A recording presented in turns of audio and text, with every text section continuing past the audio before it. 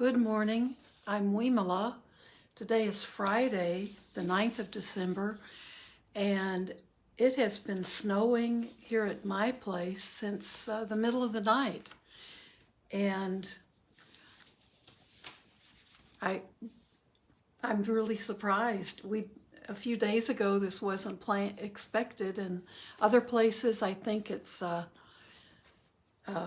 different. We're having really just completely a lot of white snow.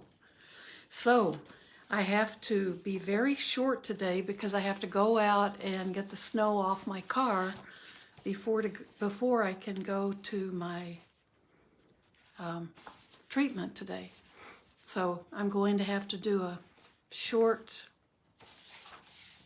reading out of this wonderful book, Pema Chodron, How We Live is How We Die. And that will probably be it. But I wanted to finish up our part of the book and get going. It's going to take me extra time. I'm kind of moving slowly these days, so I don't have to shovel, but I have to scrape snow off my car. But it's beautiful, so there's that to it too. That's part of what's wonderful about the snowy winter season. So I do want to remind people that tomorrow is the blessing ceremony for the new year at Blue Lotus from 4 to 7, and the regular service in the morning at 10. We still have that. There'll also be an opportunity, if you have it, that just came up recently with one of the groups that's being promoted at Blue Lotus, community groups, so we can do things for local groups and people in need in our community. And there is a group who's looking for things for low-income seniors in nursing homes and facilities. And things like chapstick and mittens and fuzzy socks, to wear to stay warm in the winter, and throws. So if you have anything like that, the committee is going to donate money, and members of our service committee, the Compassion and Action. It just came up so suddenly that we haven't had a chance to put it out to the community. But if you're out shopping today, grab something that you can put in a box tomorrow or give to, they'll announce it probably in the morning. But if you should have something that would be good for someone who probably doesn't get a lot of Christmas gifts, something for them to have for the season just to cheer them up and to make it a little brighter for them, that would be great. So I had to go out shopping a little bit yesterday before the snow, and that's probably going to be it for me for the rest of the weekend. But I could have picked up things yesterday, but we just found out about it early this morning. So things that are new, but things that are small things that you would want to give someone who's homebound and doesn't get out, and something that will be cheerful. And I'm sure little individually wrapped candies would work too. I know my mom always enjoyed that. So let's read the very last, it's the conclusion from How We Live is How We Die, Pema Chodron's book. And then I'm going to have to get going outside. So then I think your meditation will have to be on your own this morning. But hopefully you've got the time to just sit for maybe 15 minutes after I finish talking. Ishi was the last of his tribe. The Yahi had been all but exterminated during and after the gold rush. And this is in California. With a few remaining family members, Ishi had fled to the wilderness, and decades later he was the only Yahi left. Early one morning in 1911, he appeared disoriented and almost naked in the northern California town of Oroville. Not long after, the anthropologist Alfred Kroeber took the train to Oroville and brought Ishi back to Berkeley, where Kroeber was a professor. He wanted to spend as much time with Ishi as possible, to learn everything he could about him. And by all accounts, Ishi was happy to go along. Ishi was friendly and warm-hearted, and people were amazed at his adaptability. He was always watching how people did things, figuring out how to live in a completely different world.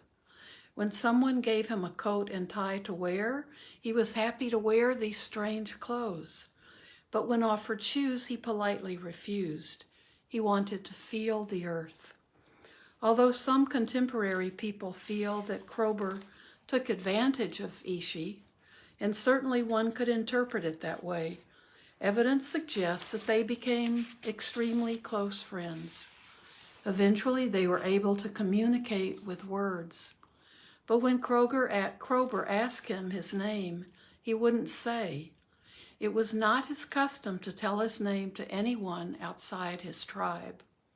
So Kroeber called him Ishi, which simply means man, and Ishi accepted that. When Kroeber had first brought him to the station, Ishi hid behind a pillar when the train arrived. Then he came out and they boarded the train together. Later, when they could speak to each other, Kroeber asked him why he had hidden. Ishi said, "We used to see trains from the mountains with their fire and billowing smoke, and we thought they were monsters that ate people. So we always stayed away from them." Then Kroeber asked, "How did you have the courage to get on the train?" Ishi then said something that I've always found inspiring. "I was more curious than afraid." One of my main intentions in writing this book has been to help people become more curious than afraid, especially when it comes to death and dying. To fear death is a daily burden, and as I've tried to explain, an unnecessary one. Death is part of the ongoing and endless series of bardos, the wondrous flow of birth and death. In order to be fully intimate with life, I feel we have to be fully intimate with death. Ishi must have been fully intimate with death to behave the way he did. It's not that surprising. All the people he knew had died, and he'd been living for years on the edge of starvation. He had nothing left to lose. But if we tune in to how birth and death happen in every moment, we'll realize we often have nothing to lose. Then we'll be able to live fearlessly and with great compassion for all the other people on this planet who are struggling, anxious, and afraid. And our freedom of heart and mind will make us more available to help others and more effective in doing so. Like many spiritual traditions, Buddhism originated from the universal human need to make a relationship with death. The future Buddha spent his early life within the walls of his father's palace, sheltered from all signs of mortality. But when he ventured out one day, he saw an old man, a sick man, and a corpse. These sights made him wonder what the whole point of life was, if it would just lead to these results. He left the comforts of his palace to seek a way of making both life and death more meaningful. What he discovered in his quest, and passed down through all the centuries and generations, is the wisdom that I've been so fortunate to receive from my teachers. It is this wisdom that in some small part I've attempted to convey in this book. What I've presented about the bardos is only a tiny fraction of the knowledge that you can find in other places. For those who are interested, I've included a suggested reading list at the back of this book. At the same time, I believe the most important factor in preparing for death is to remember that how we live is how we die. If we learn to embrace impermanence, to work with our kleshas, those are difficult emotions, to recognize the sky-like nature of our mind, and to open ourselves wider and wider to the experiences of life, we'll be learning both how to live and how to die. If we develop a passion to learn about the groundless, unpredictable, unfathomable nature of our world and of our mind, that will enable us to face our death with more curiosity than fear. And this is a prayer to my Chik Labdran Karma Chagme. This precious human birth, so free and well-favored, bless me that I reach its full meaning. The time of death is uncertain. Bless me that I have no regrets. So, we read a big chunk of this book. And again, she has an appendix. The first one is a history of the Bardo teaching, which looks good. And appendix B, she has practices, detailed basic sitting meditation, guided with open awareness meditation. And that's a guided practice by Yungay Mingyor Rinpoche. There's Tonglen meditation. So then she has charts that are very interesting, and the realms of samsara, that wheel of samsara, and her suggestions for further reading. So I'm ending now.